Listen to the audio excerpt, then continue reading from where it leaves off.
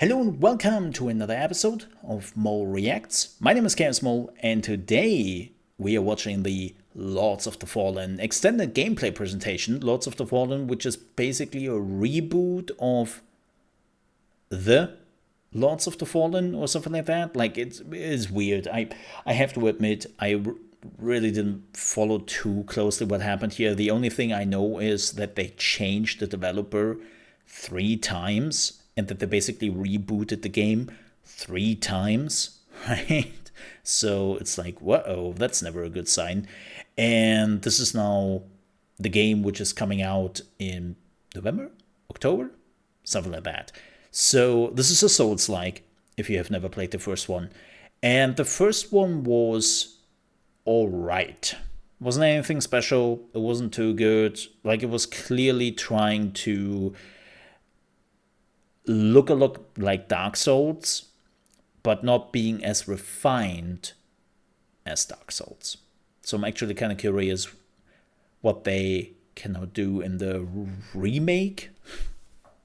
Reboot? It's a reboot. It's not a remake. It's a reboot.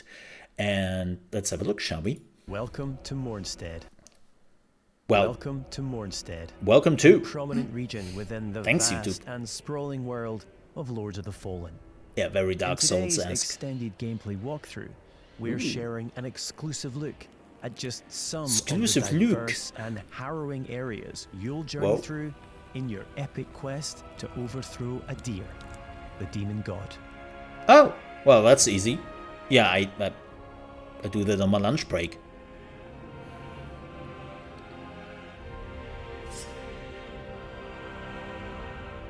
Is that a hand? That's a hand. This is Skyrest Bridge.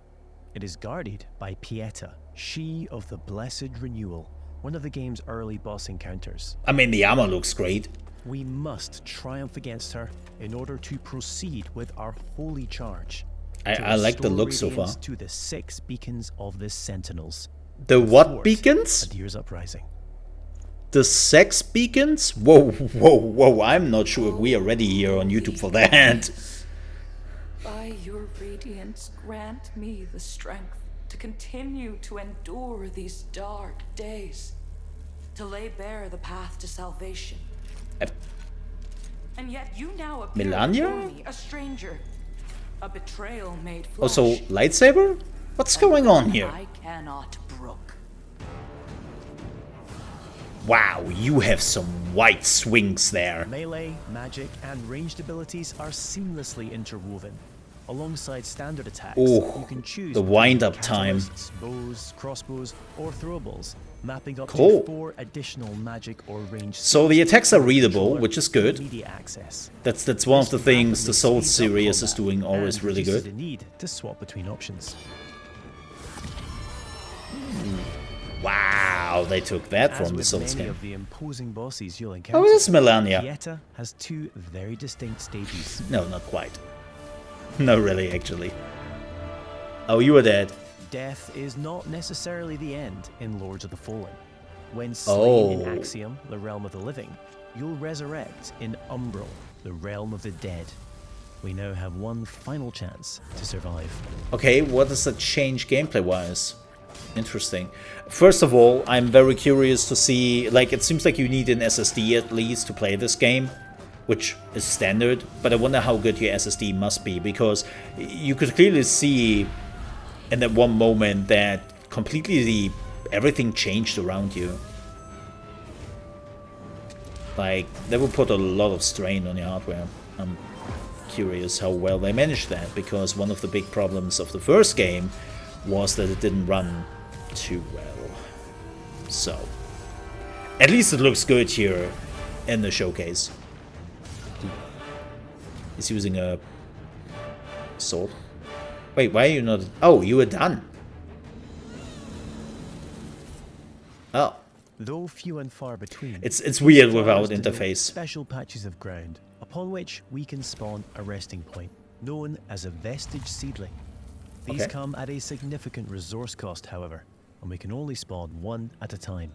The Oh. realms of Axiom and Umbral exist in parallel. Each world features its own unique pathways, enemies, characters, and, of course, treasures.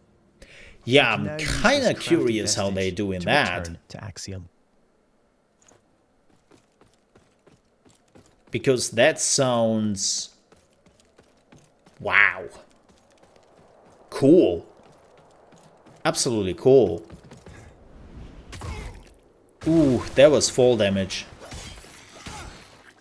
From this height already? I'm dead.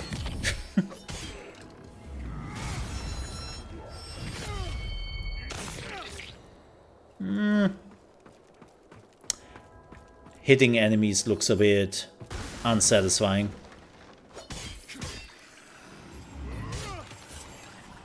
Yeah.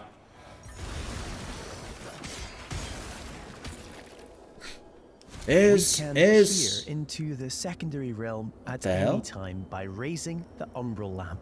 Though, be advised, this also renders you vulnerable to its inhabitants. Oh, that's cool. Man.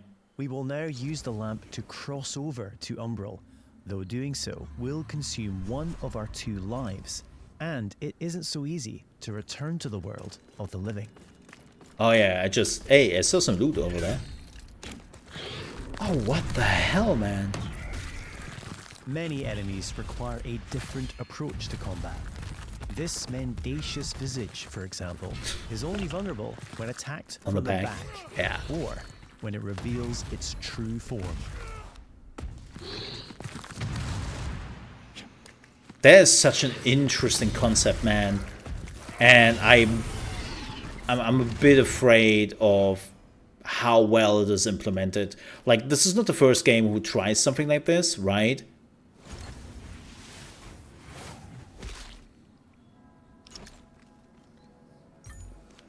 But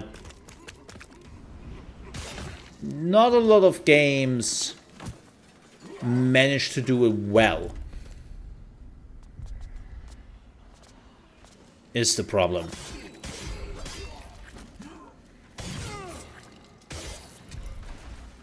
You'll also come across permanent vestiges on your travels. Oh. As well as using these to return to Axiom, you can also level up your stats at these locations. Ah, the actual bonfires. Whoa, that's a different outfit.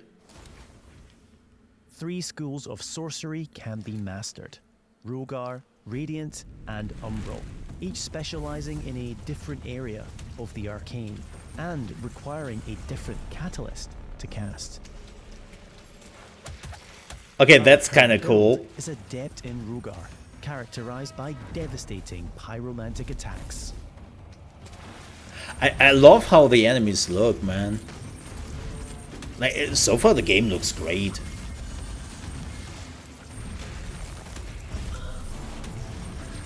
Is that a boss? Maybe a special enemy? Oh. I think that's a boss.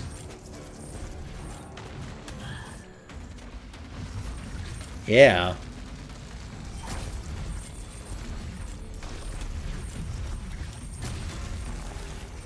Wow. Maybe it's YouTube. Keep in mind this is a 4K video. But there's still something... There's some motion blur going on, which I'm not 100% happy with. An age-old borough built into the very cliff face, Pilgrim's Perch typifies the verticality of Moonstead. There are myriad pathways stretching both above and below, with hidden areas, treasures, and NPCs all awaiting discovery.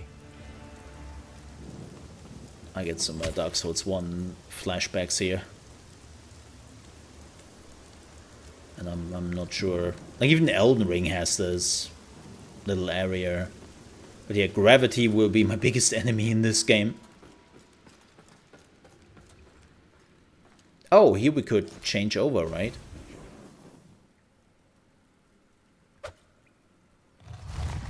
Yeah.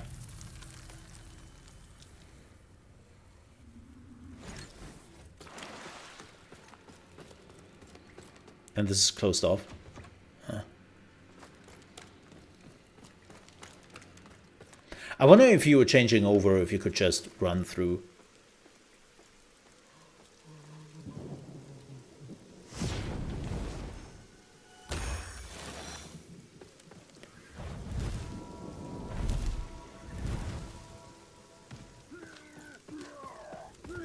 I love monster design, man. As a lamp bearer, all players are equipped with a devastating ability, the Soul Flay. By using one of a limited number of soul charges, we are able to extract the very soul of an enemy, ready to inflict significant damage. Oh, where have I seen this before? There was a game who did this. Get headbutted, man.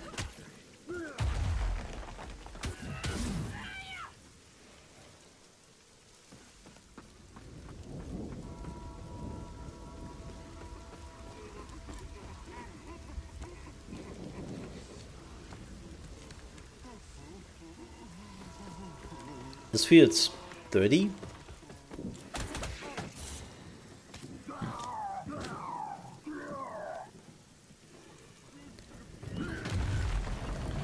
I'm hoping they're not doing the same thing. What? Okay, that's cool. That's cool. Summoning ads. Okay, that's pretty cool. I hope they're doing not the same thing as Remnant too. Like, if you have missed the news, Remnant basically admitted that the poor performance stems from they have built the game with upscaling in mind. And so, if you want to have good performance, you need upscaling to work. And it's this, oh boy. The Soul Flay ability can also be used to manipulate the very environment when in Umbral. Yeah. This is like, this could be the greatest feature in a video game we have ever seen, or this would be the total downfall of this game. And there's nothing in between. Like, it would be absolutely amazing that you can do this, switch between worlds, or it will be so annoying that nobody wants it. Which game was it who did that? The Medium? I know, not a Souls game. I'm aware, not a Souls game. Wow, the reaction of that enemy. Again, not the same game, so very different. But I can tell you, I hated that feature in the Medium. I hated it. The whole thing between switching of like worlds.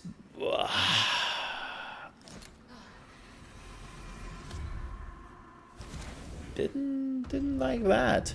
We now find ourselves in Lower Calrath, an ever-burning district, renowned for its displays of barbarity. Sorry, it's his accent again. He didn't say barbarity, he said barbecue.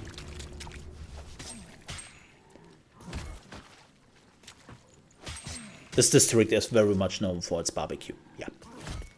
This is why it's always on fire.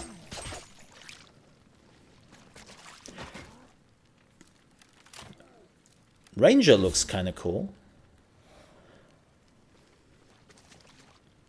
I wonder how well range firing is.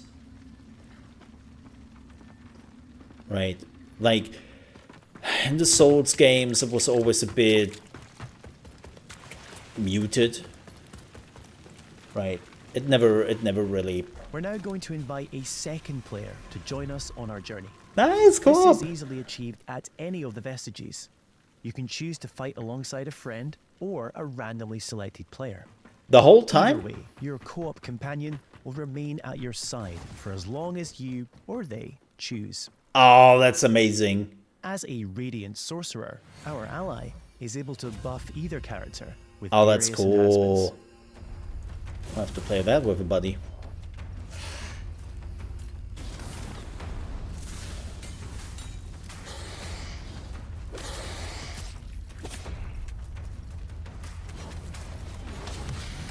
Ooh.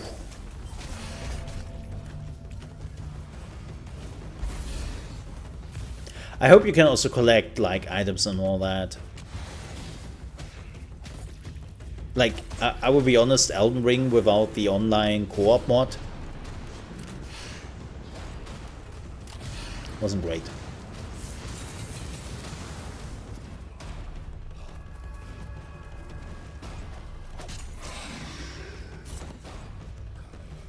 I still can understand till today why freaking From Software is not doing more with online co-op. It's one of the things where I have to admit, sorry, Elden Ring and From Software, you shed the bed on that again. It's like you were already so close.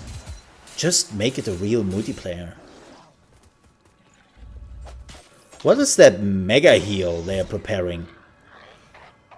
Oh. But again, that's just me.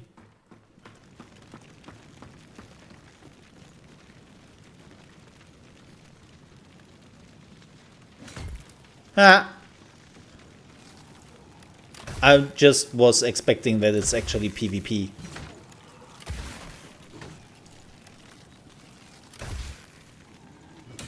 Man, somebody is doing some great aiming without the interface.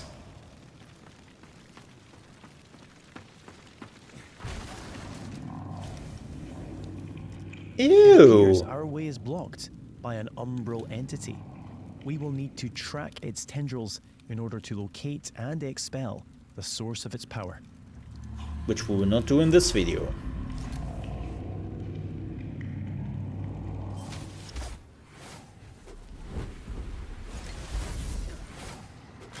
Or maybe they do.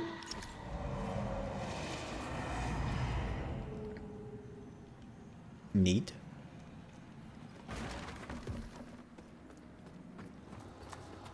Oh, yeah, that is a boss fight arena. Finally, it's time to face off against the colossal spurned progeny, Scourge of Calrath. You didn't see me playing with my dolls. Again. Hey look, it's me, after McDonald's.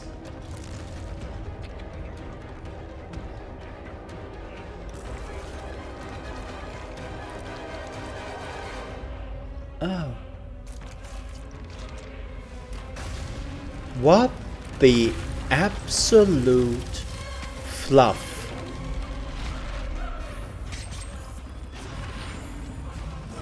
Music is great. They're the weak points, I assume. That's some great enemy design. Damn.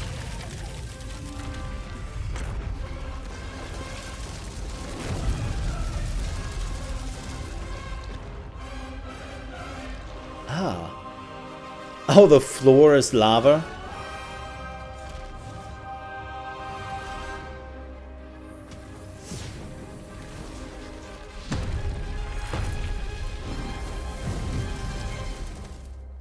Well, I think they're dead. The lands of Mornstead await you. Pre-order Lords of the Fallen now. Okay, it looked pretty cool. Unleash the darkness on Friday, the 13th of October. Oh, I'm so glad that this is coming out in October, man. Oh, we have some extra time. And we don't have to rush it. No, wait, that's actually the wrong button. That's the right button. But yeah, that was pretty cool. Alright, folks. But yeah, I'm looking forward to this. And we will definitely check out more if it comes to that. If you enjoyed this, please don't forget to leave a like and also subscribe to the reaction channel. We have much more reactions coming your way, and there are already quite a bit of video game reactions on the channel itself. And if you ever want to check us out live, you can find us, for now, on kick.com/chaosmole, and also make sure to check out the other channels on YouTube as well. With that said, thank you so much for watching, stay safe, and I'll see you next time.